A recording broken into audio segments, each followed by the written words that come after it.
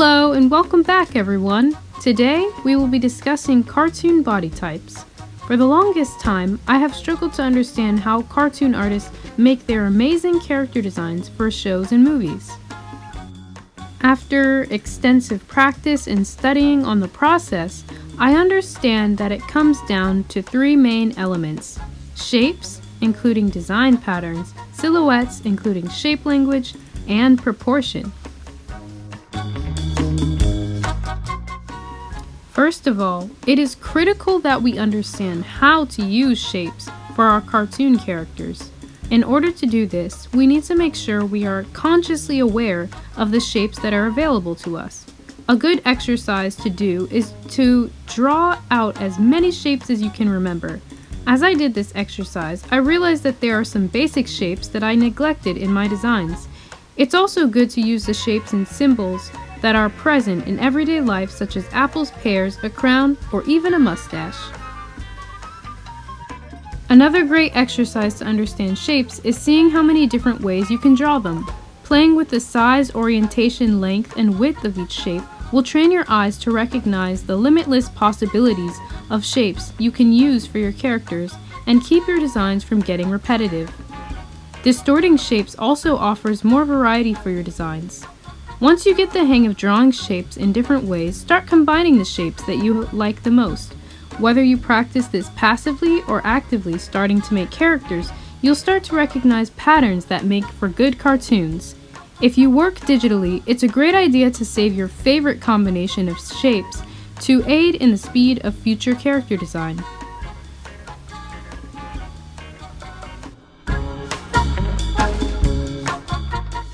Although there are limitless combinations for character shapes, there are some simple design patterns we should be aware of.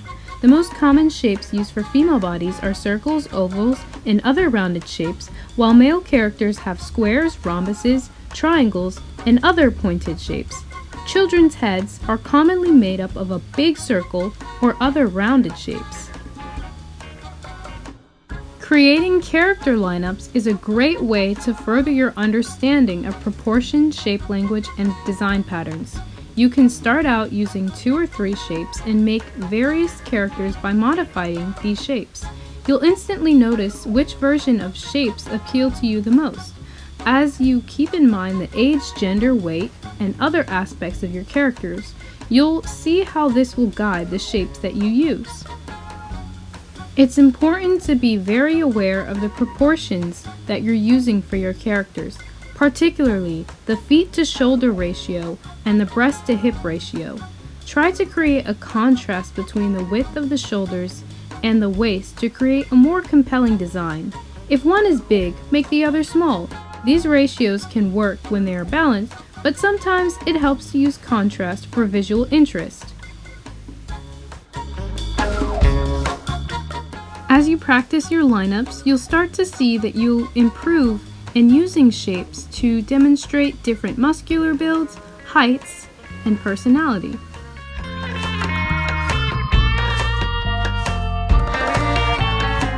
Make sure that you practice both male and female lineups, as well as a variety of age groups. Of course, the end goal of all of these silhouette exercises is for you to be able to use silhouette lineups to design your own characters.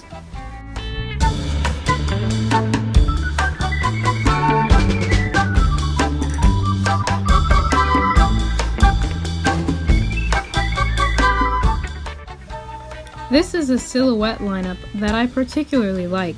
I can already see the clear appeal in the variety of these shapes and develop ideas about the character's gender, weight, and muscle build. Since this is one of my favorite lineups from the exercise, I will use it to create a finalized character lineup.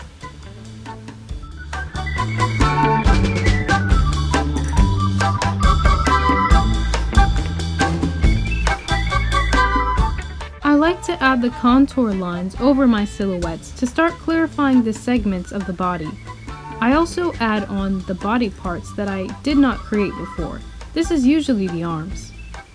Next, I'll add the face on the characters to get a feel of their personality. I add the skin tones and the hairstyle as well as the outfits. The lighting and shadows, as well as character touch-ups, are the end of my process.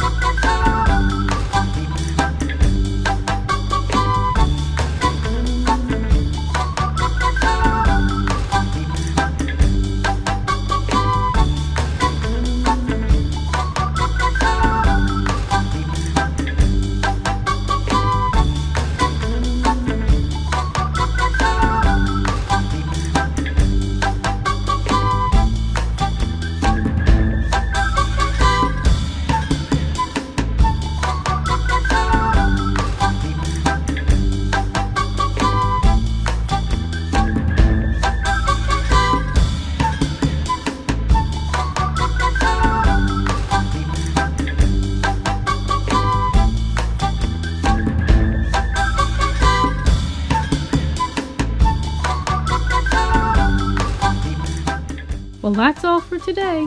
Make sure to like, subscribe, and leave a comment down below. Dream big, live bold, and keep on creating. I'll see you next time.